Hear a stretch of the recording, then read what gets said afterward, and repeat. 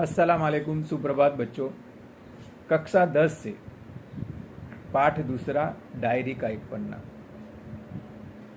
अब यहाँ आज़ादी से पहले के समय, जब आज़ादी के लिए हम संघर्ष कर रहे थे, तो कोलकाता में सुभाष चंद्र बोस के साथ कंधे से कंधा मिलाकर कई लोग थे जो आज़ादी के लड़े थे। इसमें से ये लेखक सीताराम सेकसरिया भी एक थे। उन्होंने जो जो उस समय घटना घटित होती थी उसके बारे में अपनी डायरी में लिखते थे। तो जब 26 जनवरी 1931 में जब दूसरा स्वतंत्रता दिवस मनाया गया, तो उसके लिए जो कोलकाता में जो तैयारी हुई, जो संघर्ष हुआ, उन्होंने जो आंखों देखा हाल लिखा था, उसके चंद अंश यहाँ प्रकट किए गए हैं। आज़ादी नहीं मिली थी तब 26 जनवरी 1930 को पूरे भारत में स्वतंत्रता दिवस मनाया गया था। ध्वजारोहण हुआ, आज़ादी का घोषणा पत्र पढ़ा गया, और इसीलिए जब आज़ादी मिली 1947 के बाद, जब बंधारण लागू करने का दिन इसी दिन को मुकर्रर किया गया, 26 जनवरी 1950 के दिन हमारा बंधारण लागू हुआ। तो इस दिन का बहुत महत्व है। क्या महत्व है, इस पाठ के द्वारा हमें समझ में आएगा। मैं पहले पाठ की रूपरेखा पढ़ता हूँ और संक्षिप्त में मैं आपको पाठ का सार पढ़कर सुनाऊंगा। पाठ की रूपरेखा इस तरह है कि पद्मश्री से सम्मानित सेकसरिया की अनेक कृतियां हैं, जिनमें से एक कार्यकर्ता की डायरी उल्लेखनीय है। प्रस्तुत पाठ इसी का अंश है। इस पाठ के अंतर्गत 26 जनवरी 1931 को नेताजी सुभाष चंद्र बोस स्वयं लेखक तथा कलकत्ता के हजारों लोगों द्वारा देश का दूसरा स्वतंत्रता दिवस उत्साह से मनाने का वर्णन है। यह पाठ क्रांतिकारियों की कुर्बानियों की याद दिलाते हुए समाज की एकता को प्रदर्शित करता है। अब लेखक का थोड़ा परिचय दे देता हूं आपको। सीताराम सेकसरिया का जन्म 1892 में ईस्वी सन में राजस्थान के नवलगढ़ में हुआ। उनको विद्यालयी शिक्षा प्राप्त करने का अवसर नहीं मिला, मतलब स्कूल जाने का अवसर नहीं मिला। इसलिए उन्होंने स्वाध्याय से ही पढ़ना लिखना सीखा। घर पे ही स्व अध्ययन से पढ़े। अपने जीवन में व्यापार व्यवसाय से जुड़े रहकर वह अनेक साहित्यिक, सांस्कृतिक और नारी शिक्षण संस्थाओं के प्रेरक, संस्थापक तथा संचालक भी रहे। स्वतंत्रता आंदोलन में उन्होंने महात्मा गांधी, गुरुदेव रविंद्रनाथ ठाकुर तथा सुभाष चंद्र बोस के साथ साथ बढ़ चढ़कर भाग लिया। उन्होंने सत्याग्रह आंदोलन के समय जेल यात्रा भी की। कुछ साल तक आज़ाद हिंद फौज के मंत्री भी रहे। उनके इस महत्वपूर्ण योगदान के लिए भारत सरकार ने उन्हें वर्ष 1962 में पद्मश्री सम्मान से सम्मानित किया। उनकी उल्लेखनीय कृतियां हैं स्मृतिकण, मन की बात, बीता युग, नई याद और एक कार्यकर्ता की डायरी, जिसमें से 2 भाग इसमें लिए गए हैं। 2 भागों में है, उसमें से एक अंश इसमें है। वर्ष 1982 में उनका देहांत हो गया। अब पाठ में संक्षिप्त में पढ़ता हूँ, जरा आप ध्यान से सुनिएगा। मैं पाठ को टुकड़ों में बांट देता हूँ, उसे मुद्दों में बांट देता हूँ ताकि आपको समझने में आसानी हो। पहला पाठ का सार में शुरुआत है। कलकत्ता में राष्ट्रीय ध्वजारोहण। पिछले वर्ष 26 जनवरी 1931 को संपूर्ण भारत में स्वतंत्रता दिवस मनाया गया था और आज इसी की पुनरावृत्ति हो रही है। कलकत्ता में इसका विशेष महत्व था और लोगों को बता दिया गया था कि इसका संपूर्ण प्रबंध उन्हें ही करना है। इसे इतने भव्य रूप में मनाया जा रहा था कि केवल प्रचार में ही 2000 रुपये खर्च किए गए थे। उस समय के 2000 सोचिए आज कितने होते। बड़ा बाजार स्थित सभी मकानों पर राष्ट्रीय ध्वज फहरा रहा था। कई मकान तो ऐसे थे जिन्हें देखकर लग रहा था जैसे देश को स्वतंत्रता प्राप्त हो गई। उधर पुलिस ने भी पूरा प्रबंध किया हुआ था। शहर के प्रत्येक मोड़ पर गोरखे और सार्जेंट तैनात किए गए थे। ट्रैफिक पुलिस को भी घुड़सवार पुलिस के साथ इसी काम पर लगा दिया गया था। आगे मॉन्यूमेंट पर होने वाला संघर्ष। मॉन्यूमेंट मतलब स्मारक। मुख्य सभा शाम के समय मॉन्यूमेंट के नीचे होनी प्रस्तावित थी। इस स्थान को सुबह से ही पुलिस ने घेर लिया था। इसके बाद भी कई स्थान पर राष्ट्रीय ध्वज फहराए गए। सदानंद पार्क में जब बंगाल प्रांत के विद्यार्थी संघ के मंत्री अविनाश बाबू ने झंडा फहराया तो उनको पकड़ लिया गया तथा दूसरे लोगों को मारपीट कर वहां से हटा दिया गया। इसी प्रकार तारा सुंदरी पार्क स्थित बड़ा बाजार कांग्रेस कमेटी के युद्ध मंत्री हरीश चंद्र सिंह झंडा फहराने गए तो उन्हें भीतर नहीं जाने दिया गया और वहां काफ़ी मारपीट हुई, जिनमें 2-4 आदमियों के सिर फट गए। उधर गुजराती सेविका संघ की ओर से जुलूस निकाला गया, जिसमें शामिल होने वाली लड़कियों को पुलिस द्वारा गिरफ्तार कर लिया गया। आगे जुलूस निकालने में हुआ संघर्ष। 11 बजे मारवाड़ी बालिका विद्यालय की लड़कियों ने अपने विद्यालय में झंडा फहराया। उन्हें उत्सव का महत्व समझाया गया। इस बीच फोटो आदि भी खींचे जा रहे थे।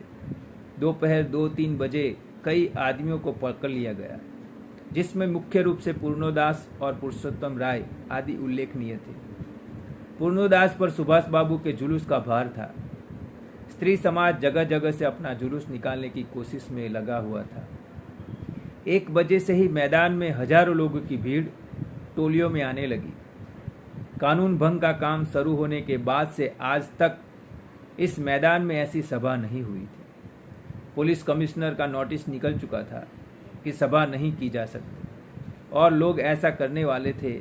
उन्हें पुलिस इंस्पेक्टरों द्वारा नोटिस दिए जा चुके थे कि यदि सभा में भाग लिया तो दोषी माने जाएंगे। इसके बावजूद काउंसिल की ओर से निकले नोटिस में 4:24 पर झंडा फहराए जाने तथा स्वतंत्रता की प्रतिज्ञा पढ़ी जाने की बात की गई। कौन सी काउंसिल? जो भारतीयों द्वारा जो रचना बनाई गई थी, वो समिति बनाई गई थी, वो उसे तय कर लिया था कि 4:24 पर मॉन्यूमेंट पर हम झंडा फहराएंगे और स्वतंत्रता की प्रतिज्ञा पर, तो लोग अपने हिसाब से टोलियों में वहाँ मौजूद हो जाए। सुभाष बाबू का संघर्ष। ठीक 4:10 पर सुभाष बाबू जुलूस लेकर आए तो उन्हें चौरंगी पर ही रोका गया, पर भीड़ इतनी अधिक थी कि पुलिस इसे रोक नहीं पाई। जैसे ही जुलूस मैदान के मोड़ पर पहुंचा, पुलिस ने लाठियां चलानी शुरू कर दी, जिसमें बहुत से आदमी घायल हुए। सुभाष बाबू जोर जोर से वंदे मातरम बोल रहे थे, उन पर भी लाठियां पड़ी। ज्योतिर्मय गांगुली ने सुभाष बाबू से दूसरी ओर आने को कहा, किंतु सुभाष बाबू ने आगे बढ़ने पर जोर दिया। पुलिस की भयानक लाठियों से क्षितिज चैटर्जी का सिर फट गया। आगे स्त्रियों का संघर्ष एवं सुभाष बाबू की गिरफ्तारी। स्त्रियों ने मॉन्यूमेंट की सीढ़ियों पर चढ़कर झंडा फहराकर घोषणा पढ़ दी। स्वयंसेवकों का उत्साह लाठियां खाकर भी कम नहीं हो रहा था।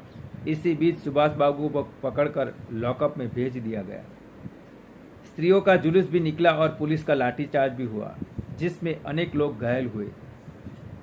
धर्मटल्ले के मोड़ पर जुलूस टूट गया और 50 से 60 स्त्रियां वहीं बैठ गई, जिन्हें पुलिस ने लाल बाजार जेल भेज दिया।